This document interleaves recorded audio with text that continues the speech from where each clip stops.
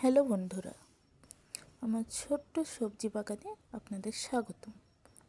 এখানে কিছু ক্যাপসিকাম গাছ দেখতে পাচ্ছেন, যাতে খুবই স্বল্প পরিমাণে ফল এসেছে। এখানে বেগুন গাছ আছে কিছু, যাতে একটি বড় বেগুন দেখা যাচ্ছে এবং কিছু ফুল আছে বেগুন গাছে, যেগুলো আস্তে আস্তে ফলে পরিণত হবে।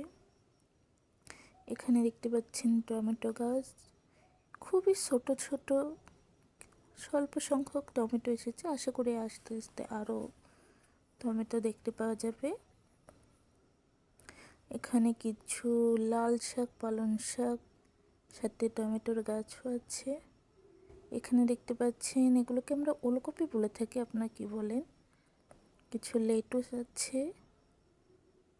এখানে একটি শসা গাছ, শসা গাছটা খুবই সুন্দর ফলন দিচ্ছে। আসলে প্রত্যেকটা ডালে ডালেই ফল ছেড়েছে। আর এই আশেপাশের খালি জায়গাগুলো খালি না রেখে এমন কিছু সবজি গাছ লাগিয়ে রাখা ভালো।